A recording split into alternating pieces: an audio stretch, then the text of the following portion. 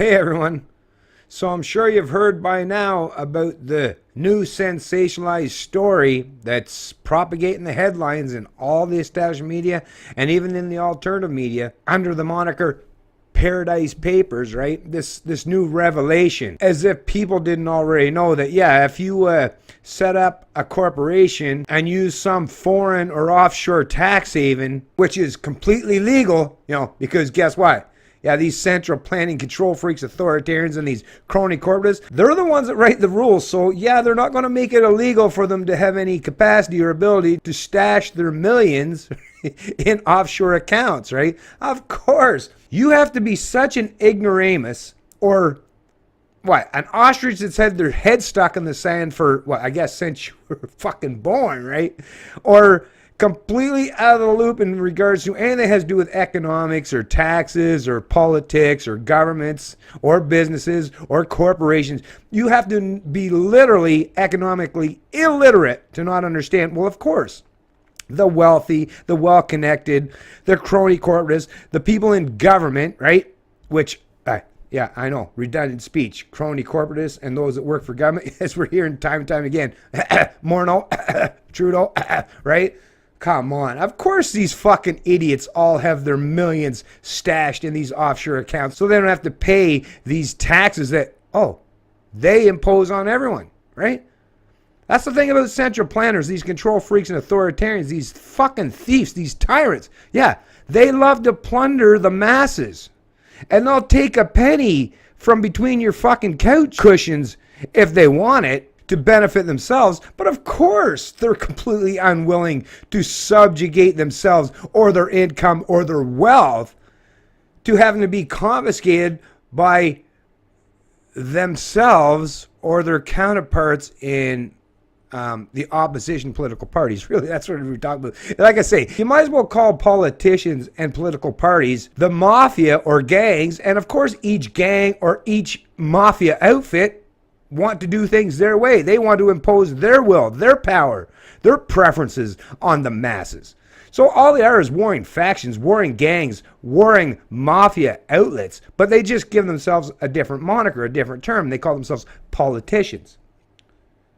The difference, of course, obviously, is that no one actually believes that Mr. Mafioso has any legitimate authority or has any legitimate claim on any portion of your income, right? You would recognize a shakedown when you see it if it's from some mob boss or from some gang or cult leader. You would be like, hey, fuck you. You have no legitimate claim to anything that I fucking make. I worked hard for this shit. But because they call themselves politicians and they say that they're part of government and they say that, hey, I'm actually your representative, people fucking fall for this shit time and time again. Now, they wouldn't normally do that, obviously, if it wasn't for the fact that those who educate them, right, the teaching profession, they completely are aligned with that shit because they actually benefit too through that forced wealth or income redistribution model. They benefit from all that theft. So, hey, they're like, yeah, I'm not out there doing the theft myself, but mum's the word, right? I'm not going to rock the boat. I'm benefiting. I'm enjoying this shit, man. Yeah, sure, it's immoral. Sure, it's unjust. Sure, it's actually unethical and illegal in the natural sense of what justice means, but am I going to shoot myself in the foot? I think not. Now, this is actually, there's a couple CBC articles that I'm going to be referencing, and actually I might not even really read from them because, like I say, I don't really give a shit about getting into the nuance of which particular person or which politician or which crony corporatist or which fucking lobbyist group. I don't give a shit about the particulars. But the fact of the matter remains, and I love to point out, is, yeah, of course it's Trudeau and his fucking cohort, and so are the conservative hacks or Harper and his fucking crony fucking dipshits. The people that he bailed out, the big banks and GM and Dodge, right? Or if the NDP, which thankfully they're still stuck at the back of the bus as far as federal politics, but yeah, even the NDP, all these socialist dipshits, of course they only want to benefit themselves and those they align with politically or ideologically, right?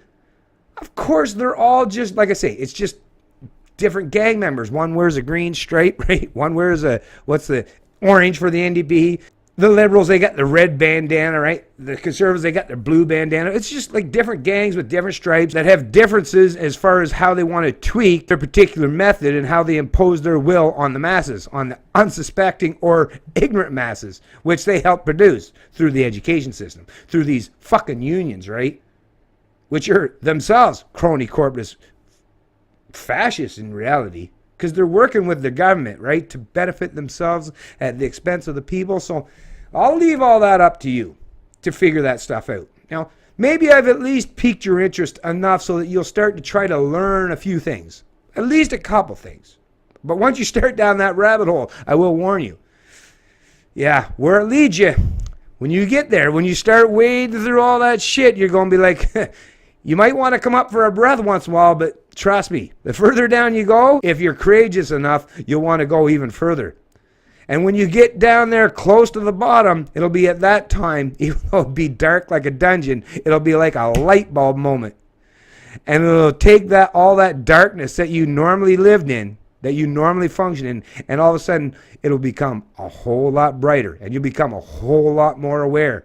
And I got to tell you another thing, as a subsequent consequence of all that is, yeah, you're not going to be able to live like a sheep anymore. You're not going to be able to live with that blissful ignorance anymore. So, forewarning, the truth can be painful, but it can also be very freeing. And another thing I want to point out before I wrap up this video, and like I say, yeah, I'm not going to read these articles. Fuck these articles. Fuck it. Like I say, boring bullshit. But really what it comes down to me, normally I'm on the side of people that are business leaders or entrepreneurs. I understand how you want to escape having your wealth confiscated by these parasitical central planners, these inept control freaks and sociopaths that clamor for positions of so-called authority in government. I totally get that, because you're like, hey, wait a minute. In the real world, you would have no chance to claim any of my income, but because you go into government, you somehow pretend that you have some authority to take a portion of it. I get it.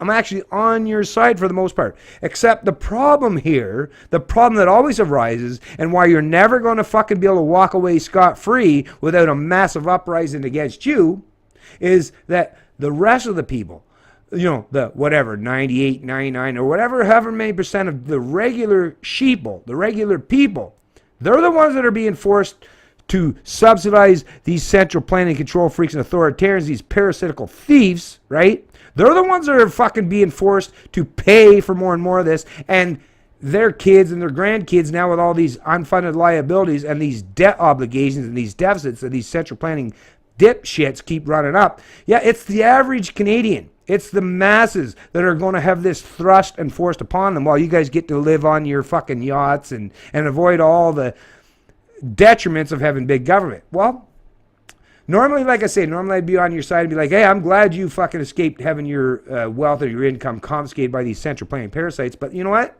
I have to align myself with the people that have created, you might have created some businesses. You might have been more entrepreneurial. You might have taken that first step. You might have dipped your toes in the water first by creating a business. But that business relied on all those other people, the average serfs, the working class, the blue-collared folks. You relied on them as well. So this is my, I guess, fair warning that I really think you should pay attention to. Most people will be on your side and against the government, but it means that you have to show solidarity with them, your subordinates, your employees, those that you know damn well you rely upon to generate the wealth and the income that you have benefited so greatly from. Yeah, you might have started the business, but it's the people that helped grow and establish your business that you have to rely on, that help benefit you in the long run, and that will keep benefiting you and themselves in the long run. So start showing some solidarity with the blue-collar folks, with the working class, instead of fucking lobbying government and using the force, the mystical gun in the room against everyone else. Because if you keep going down that road of choosing government, of choosing lobbying, of choosing carrying favor from the political class to oppress the people, right? The domestic population in this country, well, you will suffer the retaliation and the backlash from doing so. And I won't be there to defend you. I sure as fuck won't. Because like I say, I have no tribe. I don't pick your side, and I don't necessarily pick their side. I say, Everyone should be fair and equitable. Not equitable outcome, but equitable opportunity. Equitable as far as the rules and the principles that we have to follow. Right? If the Canadian people can't stash any of their incomes or hide it from the government, well then neither can fucking you. Right? So if you want to help them, then make government so insignificant and so unneeded and so unnecessary that none of us have to be enslaved by these fucking parasitical pieces of shit, these control freaks and these authoritarians. Right? If that's what you want, if you want it just to be businesses, employers and employees, right, and have a voluntary relationship where everybody can opt in and opt out and the contracts are all understood astutely by everyone involved, by all participants, by all actors, then yeah, either you have to fucking follow the same rules we do, or we get rid of these rulers and then we set up our own rules. And fuck these parasites, fuck these idiots. Leave them to their own device. Leave them to their own hardships that they brought upon themselves. It's Canadian Libertarian, and I love liberty.